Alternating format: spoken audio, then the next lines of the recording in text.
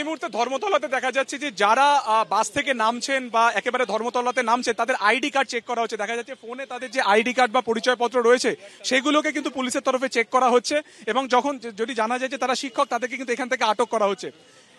क्या चेक कर रहे हैं? हमारे कॉलेज डिटेल से आइडेंटिटी वगैरह। हाँ, क्यों चेक कर रहे हैं?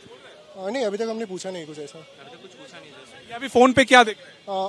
मतलब वेबसाइट में कॉलेज आईडी, कॉलेज डिटेल्स या फिर कॉलेज प्रोफाइल जो है একেবারে এটা দেখা যাচ্ছে যে আইডি চেক করা হচ্ছে বা পরিচয়পত্র চেক করা হচ্ছে এবং পরিচয়পত্র দেখার পরই কিন্তু তাদেরকে ছাড়া হচ্ছে। অর্থাৎ তাদের সাথে এই আন্দোলনের কোনো যোগসূত্র যদি থাকে সেক্ষেত্রে তাদেরকে সরাসরি আটক করা হচ্ছে, নইলে যদি তারা এই আন্দোলনের সাথে যুক্ত নয় তাদেরকে কিন্তু সঙ্গে সঙ্গে ছেড়ে দেওয়া হচ্ছে। এবং এই একই উপায় আমরা দেখলাম বেশ কয়েকজন তাদেরকে কিন্তু যেমন আটক করা হয়েছে তেমন অনেকে কিন্তু ছেড়েও দেওয়া হয়েছে। অর্থাৎ অভিনব কায়দায় আইডেন্টিফিকেশন বা অভিনব কায়দায় কিন্তু চিহ্নিতকরণের যে কাজ সেই চেষ্টাই কিন্তু চালানো হচ্ছে একেবারে ধর্মতলার যে একেবারে প্রাণ কেন্দ্রে সেখানে।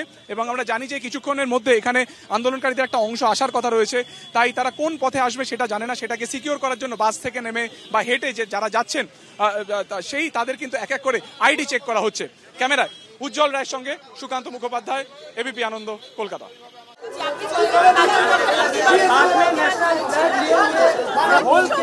यहाँ पे आप देख सकते हैं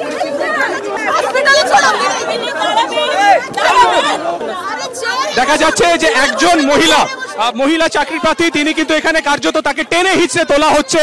স্টাইল বাজার এই মলের মধ্যে তিনি আত্মগোপন করেছিলেন, সেখান থেকে তাকে টেনে হিচড়ে বার করে নেওয়া হলো এবং দেখা যাচ্ছে তিনি পায়ে চোট পেয়েছেন। তাকে এই মুহূর্তে ডিসি সেন্ট্রাল একটা শেডের তলায় নিয়ে এসে বসাচ্ছেন। তিনি পায়ে চোট পেয়েছেন, সরাসরি দেখবো।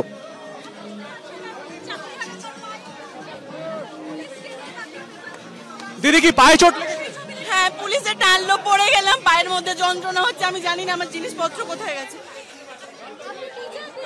হ্যাঁ 2016 রিক্রুটমেন্ট টিচার, আনটেন্টেড টিচার, এবং আমাদের আজকে প্রতিবাদ ছিল। আমাদের সঙ্গে বারবার অন্যায় করা হচ্ছে এবং আমাদেরকে রাস্তায় নামতে বাধ্য করা হয়েছে এবং তারপর আজকে এইভাবে একসঙ্গে জমায়েত করতে দেওয়া হবে না। আমাদের একটা আন্দোলন ছিল, একটা কর্মসূচি ছিল যে নগ্নতার রূপ প্রশাসন দেখিয়েছে, শিক্ষা দপ্তর দেখিয়েছে এবং বিচার ব্যবস্থা থেকেও আমরা সঠিক বিচার পাইনি।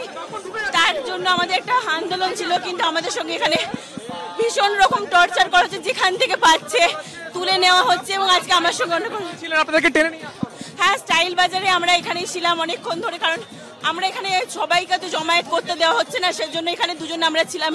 দুজন ম্যাডামকে ওখান থেকে টেনে বার করে নিয়ে এইভাবে রাস্তায় ফেলা হয়েছে। পেয়েছেন তিনি এবং আত্মগোপন করতে তিনি কিন্তু স্টাইল বাজারের ভেতরে ছিলেন। পুলিশের কাছে ইন্টেল যায় বা ইনফরমেশন যায় এবং সেই ইনফরমেশন যাওয়ার পরই কিন্তু আমরা দেখতে পেলাম যে তাকে টেনে হিচড়ে বার করার সময় তিনি কিন্তু পায়ে চোট পেয়েছেন, পা কেটে গিয়েছে তার।